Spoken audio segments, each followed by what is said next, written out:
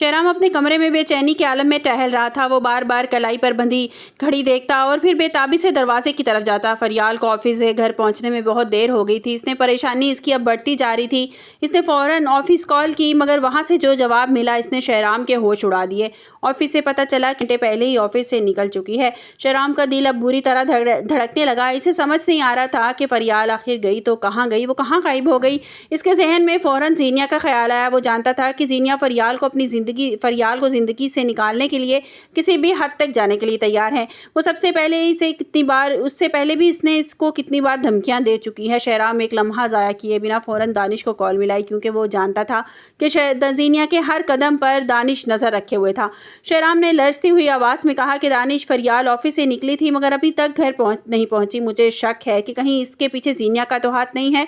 तुम्हें क्या लगता है और क्या तुम मेरी मदद कर सकते हो? दानिश, जो जीनिया की तमाम हरकतों से अच्छी तरह वाकिफ था, आगाह था, इसने संजीदगी से जवाब दिया। शहराम, तुम घबराओ मत, इस सब के पीछे जीनिया का ही हाथ होगा और जीनिया की ये साजिश हो सकती है। तुम वहीं रहो, मैं जीनिया की फ़ोन की लोकेशन और ताज़ा तरीन कॉल्स की लोकेशन ट्रेस करवाता हूँ। तुम्हें परेशान नहीं होना, बिल्कुल। मैं अभी तुम्हें कॉल बैक करता हूँ, मैं तुम्हें बताता हूँ कि वो कहाँ है। दानिश ने बड़ी महारत से और अपनी टेक्निक इस्तेमाल करते हुए जीनिया के फ़ोन को ट्रेस कर लिया और इसे पता चल गया कि फरियाल शहर के एक दूर दराज इलाके में सुनसान जगह पर है।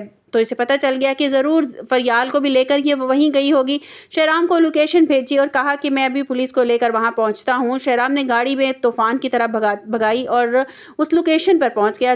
वहां पहुंचा तो देखा कि जीनिया के भेजे हुए गुंडे फरियाल को ज़बरदस्ती गाड़ी में डाल रहे थे। वीडियो में आगे बढ़ने से पहले अगर आप मेरे चैनल पर नए हैं तो लाइक और सब्सक्राइब कर दें। हमने ना आओ देखा ना ताओ देखा और गुंडों पर हमला कर दिया और फरियाल को वहां से बाजियाब करवा लिया और गुंडे वहां से फरार हो गए। फरियाल की हालत बहुत ज़्यादा ख़राब थी, मगर शहराम को इस बात का सुकून था कि वो अब भी महफूज है। इसके बाद शहराम और दानिश दोनों ने मिलकर सीधे जीनिया के घर पहुंचे। जीनिया तो बड़े इत्मीनान से बैठी अपनी कामयाबी का जश्न मना रही थी कि उसने फरियाल को शहराम की ज़िंदगी से निकाल दिया है। अब वो शहराम से शादी कर लेगी और उसकी ज़िंदगी में फिर से बहारें लौट आएंगी। और उसे अपनी माँ के बारे में सोच रही थी कि मामा तो ऐसे ही परेशान हो रही थी और मैं जो चाहती हूँ वो हासिल कर लेती हूँ। जैसे ही पुलिस को सामने जीनिया ने देखा तो इसका तो रंग ही फक हो गया। शहराम ने गुस्से से धारते हुए जीनिया के मुंह पर एक जोरदार थप्पड़ मारा और कहा कि तुम ये सब कुछ क्या कर रही थी, और साथ में रुखसाना को भी लेकर आया था। और उसने कहा कि रुखसाना ने सारा सच पुलिस के सामने उगल दिया और हाथ जोड़कर कहा कि मुझे माफ़ कर दें, जीनिया मैडम के कहने पर मैंने फरियाल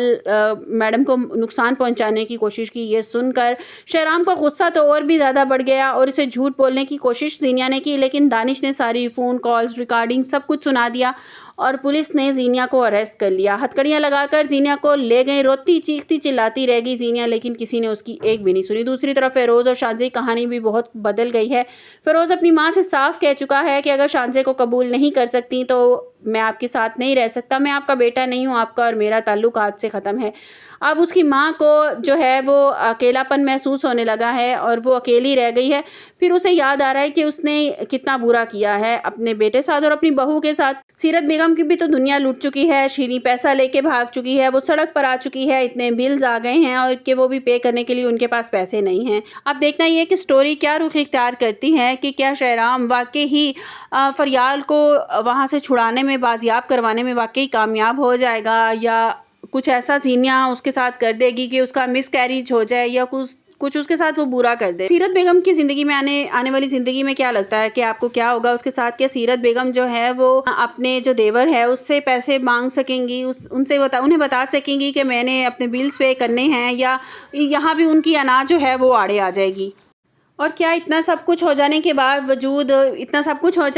भी क्या जीनिया को अपनी गलतियों का एहसास हो पाएगा कि उसने कितना गलत किया शहराम के साथ, फरियाल के साथ और दानिश के साथ भी, और उसको अपनी गलतियों का एहसास हो पाएगा? क्या वो शहराम और फरियाल से कभी माफ़ी मांग पाएगी, या वो जेल की सलाखों के पीछे सड़ेगी? और मेरे ख्याल में तो उसका ज़हनी तवाज़ुन बिगड़ जाएगा और वो पागल हो जाएगी। आप लोगों को क्या लगता है?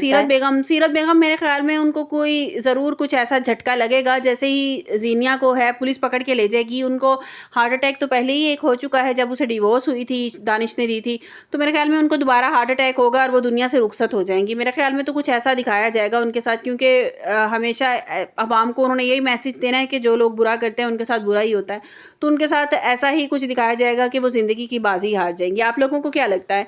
आपको मेरी वीडियो कैसी लगी? कमेंट्स बॉक्स में अपनी कीमती राय का इजहार ज़रूर कीजिएगा। मुझे लगता है कि स्टोरी में कुछ आगे ज़ीनिया कुछ ना कुछ इसी तरह से करेगी, ओवरऑल स्टोरी को देखते हुए, कि जिस तरह से दिखाया गया कि जो ज़ीनिया है वो फिर से शहराम की ज़िंदगी में आना चाहती है, तो उसको यही मौका मिलेगा, क्योंकि काम वाली तो अब वो लगवा नहीं सकती, क्योंकि रुखसाना को तो पहले ही उसका भेद खुल चुका है और शहराम ने और फरियाल ने उसको हटा दिया है। अब उसके पास क्या वो बचेगा? फेरोज़ की माँ जो है उसके साथ मिल के वो मेरे ख्याल में तो फरियाल को किडनैप करवाने का ही करेगी, इसके ज़्यादा वो कुछ कर नहीं सकती है, उसको मरवाने की कोशिश करेगी।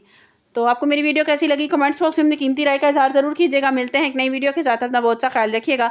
अल्लाह हाफिज़।